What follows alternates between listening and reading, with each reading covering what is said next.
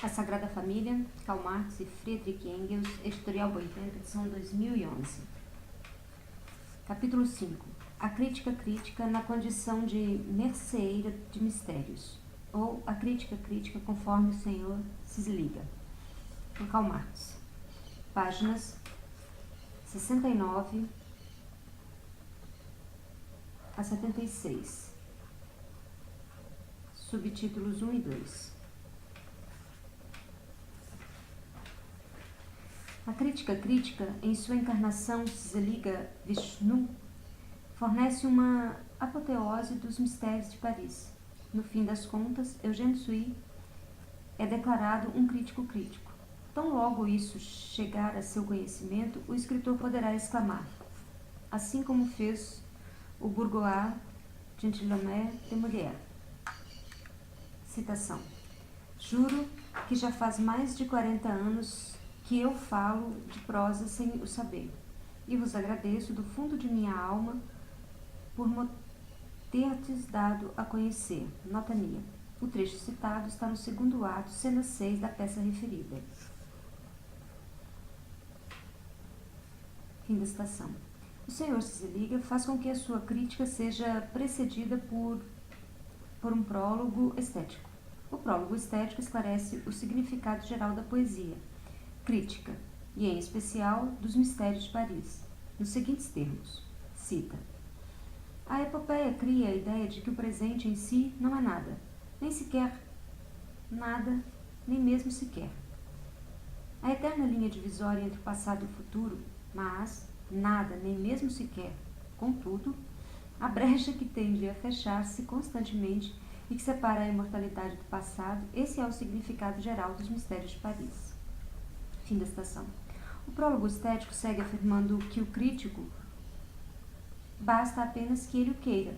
Também pode ser poeta. A crítica inteira do Senhor Siliga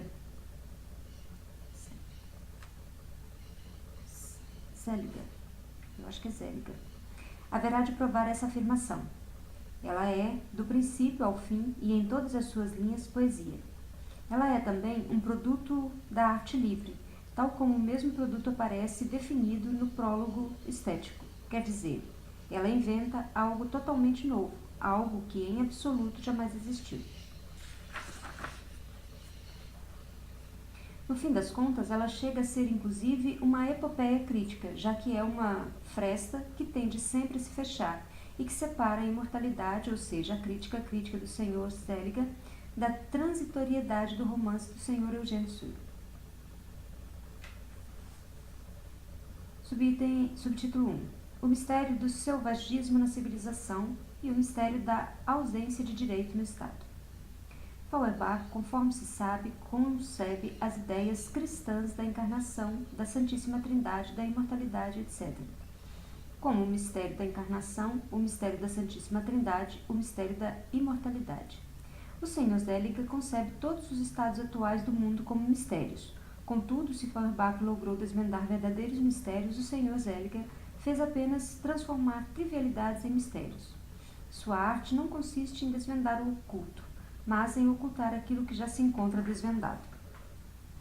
De modo que ele considera mistérios o retorno ao selvagerismo, os criminosos no seio da civilização, a ausência de direitos e a desigualdade no interior do Estado. A literatura socialista que denunciou esses mistérios ou permaneceu sendo um mistério para o Senhor Seliga, portanto, ou ele pretende transformar os resultados mais conhecidos dela no mistério privado da crítica crítica. Não precisamos, por isso, entrar em detalhes no que diz respeito às discussões do Sr. Seliga sobre esses mistérios. Limitar-nos-emos a levantar alguns de seus remates mais brilhantes. Perante a lei e perante o juiz é tudo igual, alto e baixo, rico e pobre. Essa sentença encontra-se no cabeçalho da profissão de fé do Estado. Fim da citação. Do Estado? A profissão de fé da maior parte dos Estados começa ao contrário por considerar desiguais perante a lei o alto e o baixo, o rico e o pobre. Cita. O lapidário Morel, em sua cândida honradez, proclama de maneira clara o mistério, quer dizer, o mistério do antagonismo pobre-rico, ao dizer, Se os ricos apenas soubessem, a desventura consiste no fato de eles nem saberem o que é pobreza. Fim da citação.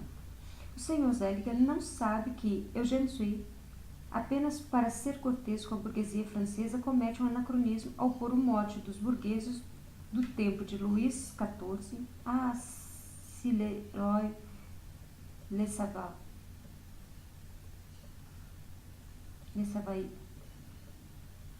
Nota 2. Oh, se o rei soubesse. Em sua forma modificada. Ah, si le riche le savait.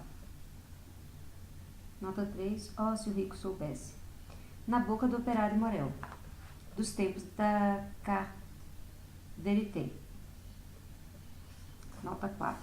Carta institucional.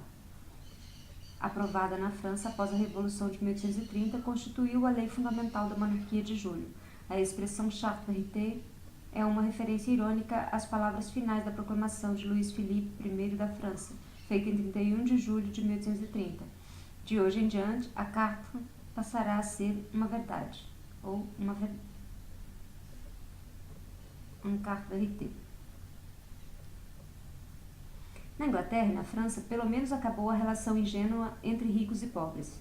Os representantes científicos da riqueza, os economistas políticos difundiram nesses países uma visão bastante detalhada da miséria física e moral da pobreza. Em compensação, provaram que nessa miséria não se podia remexer muito, uma vez que não se podia remexer muito na situação atual. Sim, em sua meticulosidade, eles chegaram a calcular inclusive as proporções em que os pobres têm de necessariamente ser dizimados pela morte para o bem da riqueza e para o seu próprio bem. Quando Eugène Sue descreve as tavernas, os esconderijos e a língua dos criminosos, o Sr. Zelliger descobre o mistério de que, ao autor, não lhe interessa descrever essa linguagem e esses esconderijos, mas sim, cita, chegar a conhecer o mistério dos mecanismos que impulsionam o criminoso à maldade, etc. Justamente nos lugares em que o tráfego é o mais intenso, os criminosos se encontram em casa. Fim da citação. O que diria um investigador naturalista caso lhe fosse demonstrado que o alvéolo de uma abelha não lhe interessa na condição de alvéolo de abelha, e que ele não é um mistério para quem não o estudou, porque justamente ao ar livre ou pousada sobre a flor, a abelha se encontra em casa. Nos esconderijos dos criminosos e na linguagem dos criminosos se espelha o caráter dos criminosos. Eles são um pedaço da existência deles, e sua descrição é tão importante na caracterização dos criminosos quanto a descrição do Petit Mousson. Nota 5. Da Casa dos Prazeres Secretos. Nota do tradutor alemão. É importante na caracterização da femme galante. Nota 6. Dama galante. Os esconderijos dos criminosos constituem um mistério tão grande não apenas para os parisienses, mas inclusive para a polícia de Paris, de modo que ainda nos dias de hoje são abertas ruas claras e largas na Cité. Nota 7. Parte velha da cidade. A fim de permitir o acesso da polícia a estes esconderijos. No final das contas, o mesmo Eugène Sue declara que nas descrições mencionadas logo acima, conta com la curiosité craintive. Nota 8. A curiosidade medrosa. Dos leitores. O Sr. Eugène Sue conta com essa medrosa curiosidade do leitor em todos os seus romances. Basta pensar em Ataragu, na Salamandra, em Plique e em Plock. Nota 9. A ironia de Marx atinge também Eugène Sue, autor medíocre de romances folhetins da primeira metade do século XIX. Através de seus personagens, Sue seguia o mandamento de abordar os aspectos mais sensacionalistas da vida urbana. Se a Sagrada Família tentava provar que Proudhon já estava superado e ao mesmo tempo louvava os romances de Sue como retratos precisos da realidade humana, Marx e Engels têm opinião absolutamente oposta. Eles veem em Proudhon a tentativa genial, ainda que limitada, encaminhada por um proletário de criticar radicalmente a economia da época, através dos meios da economia política. Nos romances de Sue, eles não logram constatar, aliás, com toda a razão do mundo, mais do que a repetição, nem muito talentosa, da moral cristã, cuja única proposta para solucionar a miséria da sociedade industrial precoce resumia-se à pregação da humanidade, do amor, da doação e do arrependimento. Nota da tradução. Subtítulo 2. O mistério da construção especulativa. O mistério da representação crítica do mistério de Paris e os mistérios da construção especulativa da construção hegeliana. Depois de ter esclarecido o selvagerismo no seio da civilização e a ausência de direitos no interior do Estado como mistérios, quer dizer, depois de tê-los dissolvido na categoria o mistério, o Sr. Seliger faz com que o mistério inicie seu ciclo vital especulativo. Poucas palavras haverão de ser suficientes para caracterizar a construção especulativa de um modo geral.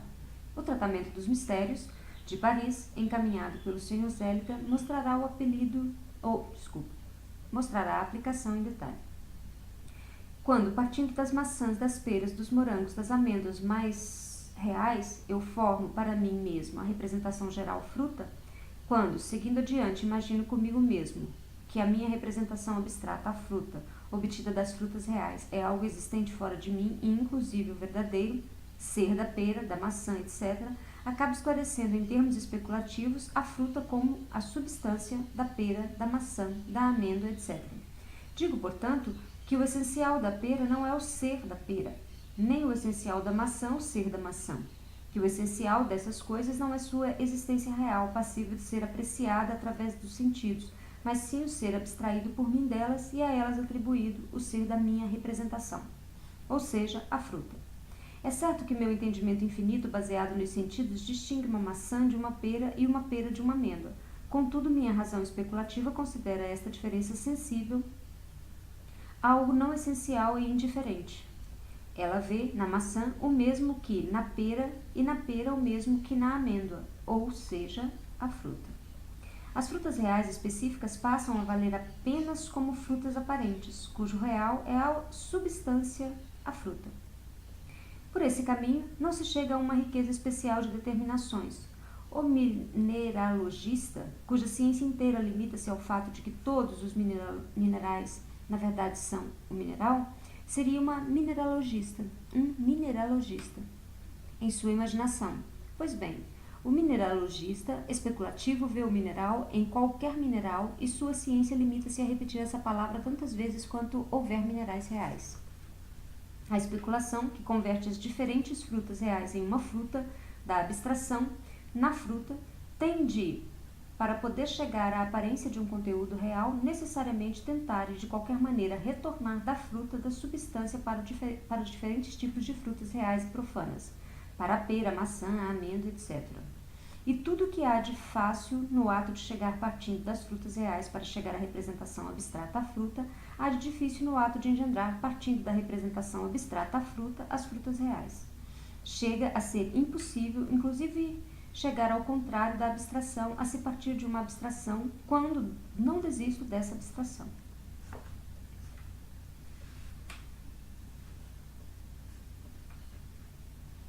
Por isso, o filósofo especulativo desiste da abstração da fruta, porém desiste dela de um modo especulativo místico, ou seja, mantém a aparência de não desistir dela.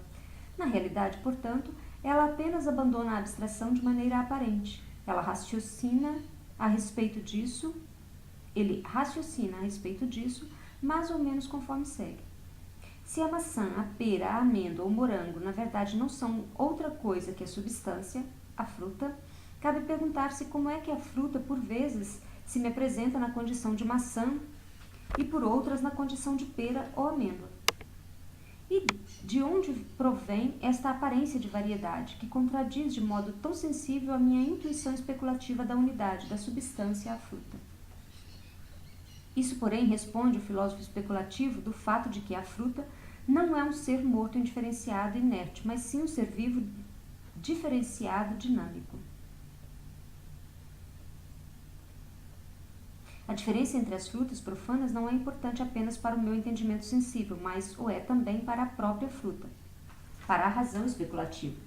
As diferentes frutas profanas são outras tantas manifestações de vida da fruta una, cristalizações plasmadas pela própria fruta.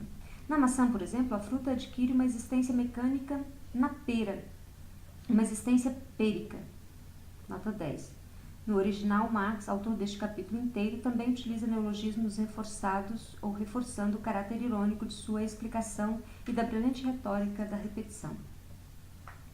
Não devemos mais dizer, portanto, como dizíamos do ponto de vista da substância, que a pera é a fruta, que a maçã ou a amêndoa, etc., é a fruta, mas sim que a fruta se representa na condição de pera, na condição de maçã ou amêndoa, e as diferenças que separam entre si a maçã da amêndoa ou da pera são precisamente distinções entre a própria fruta, que fazem dos frutos específicos outras tantas fases distintas no processo de vida da fruta em si. A fruta já não é mais, portanto, uma unidade carente de conteúdo, indiferenciada, mas sim uma unidade de condição de totalidade, das frutas que acabam formando uma série organicamente estruturada. Em cada fase dessa série, a fruta adquire uma existência mais desenvolvida e mais declarada, até que ao fim da condição de síntese de todas as frutas é ao mesmo tempo a unidade viva que contém dissolvida em si cada uma das frutas, ao mesmo tempo em que é capaz de engendrar a cada uma delas, assim como, por exemplo, cada um dos membros do corpo se dissolve constantemente no sangue, ao mesmo tempo em que é constantemente engendrado por ele. Vê-se bem, se a religião cristã apenas sabe de uma encarnação de Deus, a filosofia especulativa possui um número infinito de encarnações correspondentes ao número de coisas existentes, conforme revela o fato de que em cada fruta ela vê uma encarnação da substância da fruta absoluta. O que interessa fundamentalmente à filosofia especulativa é, portanto, o ato de engendrar a existência dos frutos reais e profanos e o fato de dizer de um modo misterioso que há maçãs, peras, amêndoas e passas. Mas as maçãs, as peras, amêndoas e passas que voltamos a encontrar no mundo especulativo não são mais do que maçãs aparentes, peras aparentes, amêndoas aparentes e passas aparentes, pois são momentos vitais da fruta. O que alegra na especulação é, por conseguinte, voltar a encontrar todas as frutas reais, porém na condição de frutas dotadas de uma significação mística mais alta, frutas que brotam do éter de teu. 11. Nota. Brilhante ironia. Marx muda o tratamento da pessoa repentinamente, invocando de maneira direta o leitor, com o uso do tu,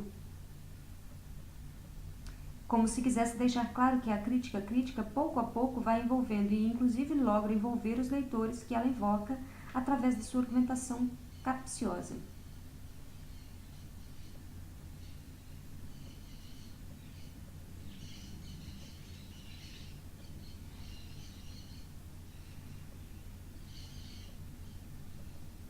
Frutas que brotam do éter de teu próprio cérebro, e não do solo material, que são encarnações da fruta, do sujeito absoluto. Portanto, quando retornas da abstração do ser intelectivo sobrenatural à fruta ou às frutas naturais, o que tu fazes, ao contrário, é atribuir também às frutas naturais um significado sobrenatural, transformando-as em puras abstrações.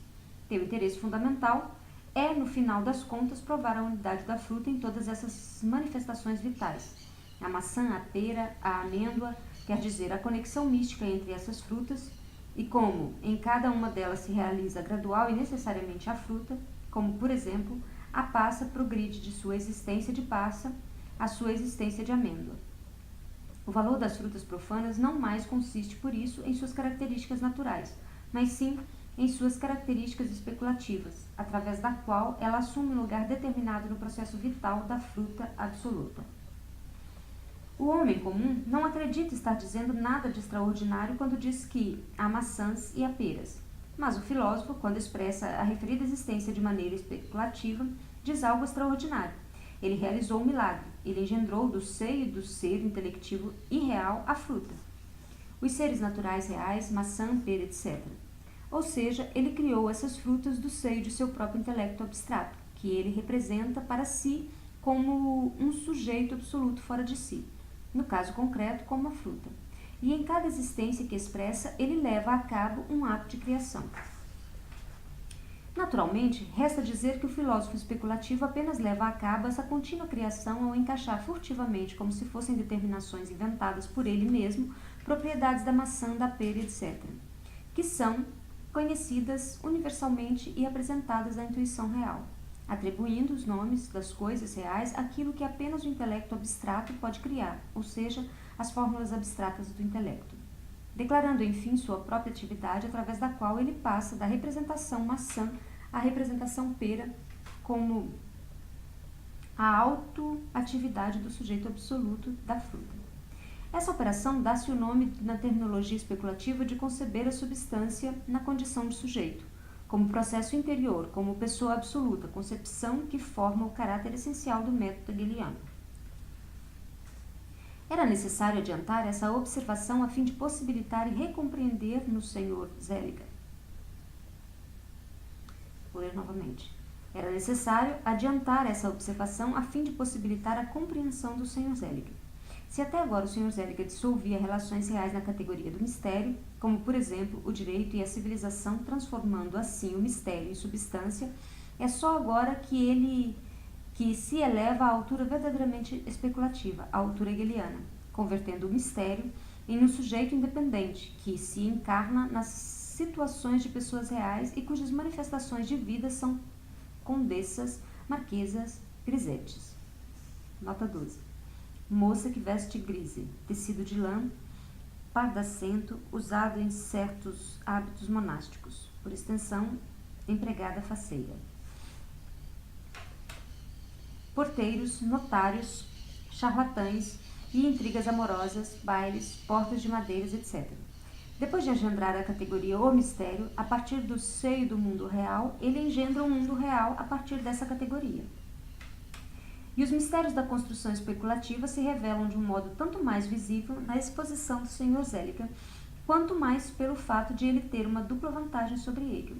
De um lado, Hegel sabe representar o processo pelo qual o filósofo passa de um objeto a outro através da intuição insensível e da representação com mestria sofística, como se fosse o processo do mesmo ser intelectivo imaginado do sujeito absoluto.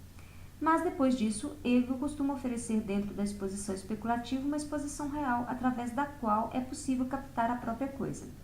E esse desenvolvimento real, dentro do desenvolvimento especulativo, induz o leitor equivocadamente a tomar o desenvolvimento especulativo como se fosse real, e o desenvolvimento real como se fosse especulativo. No Sr. Seliger, ambas as dificuldades deixam de existir. Sua dialética é isenta de qualquer hipocrisia e tergiversação. Ele realiza sua peça artística com uma honradez assaz digna de louvor e com a mais singela das retidões bondosas. O que ocorre é que não desenvolve em parte nenhuma um conteúdo real, de modo que nele a construção especulativa aparece sem nenhum adiantamento estranho que a desequilibre, sem nenhum tapume do duplo sentido brilhando ante nossos olhos em toda a sua beleza nua.